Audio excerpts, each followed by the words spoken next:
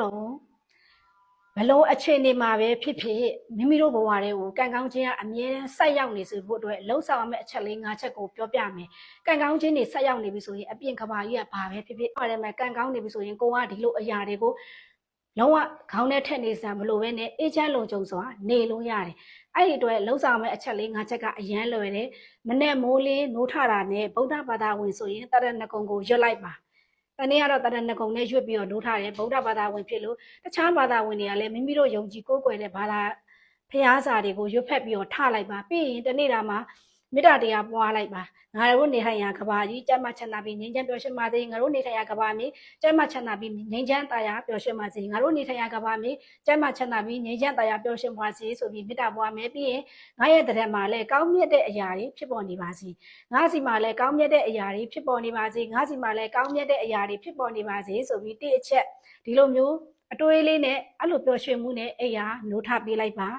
နေ့အချက်ကတော့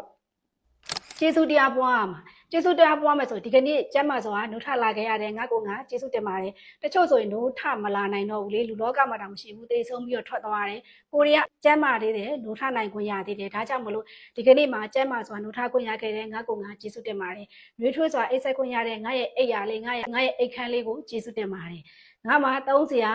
ငွေတွေရှိနေလို့ကျေးဇူးတင်ပါတယ်ဆိုပြီးတော့ဒီလိုကျေးဇူးတရားတွေပွားလိုက်ပါသဘာဝတရားကိုကျေးဇူးပါစัจ java လာကိုကျေးဇူးပွားပါကျေးဇူးတရားတွေဒီလိုမျိုးပွားမယ်ဆိုလို့ရှိရင်ကိုယ်မှာရှိတဲ့အသုံးဆောင်တွေဖုန်းတွေရှိတယ်လက်တော့တွေရှိတယ်ကားတွေရှိတယ်ဇလန်တွေကြည့်ဖို့ TV တွေရှိတယ်ကွာဒီလိုကိုယ့်ရဲ့အသုံးဆောင်တွေကိုယ်မှာတနေ့တာမှာဖြစ်ပေါ်နေတဲ့အရာတွေကိုစားတောက်နေတဲ့အစားအသောက်တွေကိုဒီလိုမျိုးကျေးဇူးတရားပွားများလိုက်ပြီးဆိုတာနဲ့ဘဝထဲမှာကံကောင်းခြင်းကမော်ဆန်ဆန်ပြောင်းလဲသွားမှာဖြစ်တယ်ကျေးဇူးတရားပွားပေးရမယ်ဘာပဲပွားကျေးဇူးတရားပွားလို့ရတယ်ဒါကနေ့ချက်တောင်းအချက်ကတော့ကိုတနေ့တာမှာဘာတွေဖြစ်ချင်တာလဲဘာတွေရချင်တာလဲဆိုတာကိုစိတ်ကူးထဲမှာမြင်အောင်ခံစားရမယ် visualization လုပ်ရမယ်ဘယ်လိုလဲဆိုရင်ငါဒီတနေ့တာမှာငါဘဝထဲမှာအလုပ်တွေအောင်မြင်ချင်တာငွေတွေရချင်တာချစ်သူနဲ့ရှောက်လဲချင်တာကိုလိုချင်တာတွေဝယ်နေတာကိုစိတ်ကူးထဲမှာပုံဖော်ရမှာဖြစ်ပါတယ်အဲ့ဒါကတော့ကိုဘာလိုချင်တာလဲတနေ့ကတော့ငွေတွေလိုချင်တာဖြစ်တဲ့အတွက်တနေ့တာမှာငွေတွေဝင်လာတဲ့ပုံလေးကိုပဲမြင်အောင်ခံစားပါတယ်အဲ့ဒီလိုမျိုးမြင်အောင်ခံစားရမှာဖြစ်ပါတယ်နောက်အချက်ကတော့မှန်ရှိကိုသွားပြီးတော့ကိုစက်တော့ပြောတာ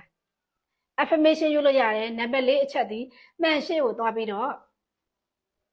ပြုံးပြလိုက်ပါကိုပြုံးပြပြီးတော့အပြုံးစကားလေးနဲ့ကိုစက်တော့ပြောလိုက်ပါ affirmation တွေယူလိုက်ပါငါဘဝထဲမှာကံကောင်းခြင်းတွေဆက်ရောက်နေပြီငါကကံကောင်းမှုနဲ့ထိုက်တန်တဲ့သူဖြစ်ပါတယ်ငါအကောင်းဆုံးဆိုတဲ့အရာတွေနဲ့ထိုက်တန်တဲ့သူဖြစ်ပါတယ်ဆိုပြီးကိုပြောချင်တဲ့စကားတွေကိုစက်တော့ပြောလိုက်တာဖြစ်ပါတယ်ဒါက၄ချက်၅အချက်ကတော့ရေအေးလေးတောက်ရတာဖြစ်ပါတယ်ရေအေးလေးတောက်တဲ့ချိန်မှာပြီးစလွယ်တောက်တာမဟုတ်ဘဲနဲ့ intention ချပြီးတော့တောက်ရမှာဖြစ်တယ်ဘလို့ intention ချမှာလဲဆိုရင်ရေခွက်ခလေးကိုကန်ပြီးငါဘဝကဒီလိုအေးမြတဲ့ရေကိုတောက်တဲ့အချိန်ဟာစပြီးငါဘဝတစ်လျှောက်လုံးအေးမြချမ်းသာခြင်းတွေဖြစ်ပေါ်နေပါပြီလို့အဲ့လိုပြောပြီးတောက်ရမယ်အဲ့လိုဆိုရင်ဘဝထဲမှာပူလောင်မှုတွေမရှိတော့ဘူးကွာပူလောင်ရတယ်လေကိုကျမကြီးကြောင့်ပူရတယ်မိသားစုကြောင့်ပူရတယ်အထွေထွေအကြောင်းကိစ္စတွေကြောင့်ပူလောင်နေရတဲ့ဘဝကြီးဟာအေးမြချမ်းသာတဲ့ဘဝကိုရရှိသွားမှာဖြစ်ပါတယ်